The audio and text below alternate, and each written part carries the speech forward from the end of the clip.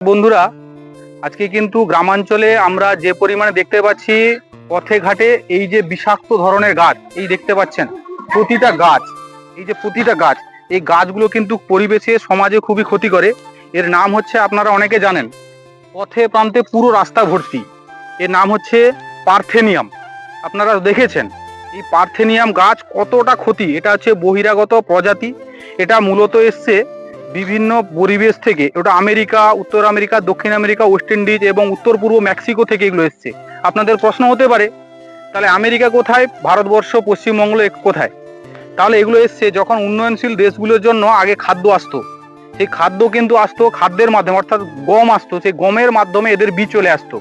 এগুলো এসে আমাদের সারা পশ্চিমবঙ্গ সহ বাংলাদেশের বিভিন্ন জায়গায় এই গাছগুলো কিন্তু ছড়িয়ে ছিটিয়ে পড়ে গেছে। তাহলে এই গাছগুলো ক্ষতি করে কি করে? এই গাছগুলো মূল ক্ষতিকর উপায় হচ্ছে, এগুলো দেখবেন আপনারা, এগুলো বিশেষ ধরনের এদের রেণুতে, এই যে রেণুগুলো দেখতে পাচ্ছেন, এই যে ফুলগুলো দেখুন, ভালো করে ক্লোজলি দেখুন, এই যে রেণু, এই রেণুর মধ্যে ঘুরিয়ে থাকে বিভিন্ন ক্ষতিকর পদার্থ। বিশেষ করে এই যে পার্থেনিয়াম, বিশেষ করে পার্থেনিন অ্যালার্জি জাতীয় একটা ক্ষতিকর পদার্থ, যেগুলো চর্মরোগ করে, বিশেষ করে কন্টাক্ট ডার্মাটাইটিস এবং স্কিন অ্যালার্জি, অ্যানজেমা, বিভিন্ন ধরনের রোগ সৃষ্টি করে এগুলো। এছাড়াও বিভিন্ন ধরনের গবাদি পশু যদি এগুলো খেয়ে ফেলে কোনো কারণে, ওদের পাকস্থলিতে, পৌষ্টিকতন্ত্রে, ছাগলের, ভেড়া, গরু ইত্যাদি আছে, ওদের বিভিন্ন ধরনের পচন রোগ সৃষ্টি করে গবাদি পশুর। তাহলে এগুলো থেকে আমাদের অনেকটা দূরে থাকতে হবে।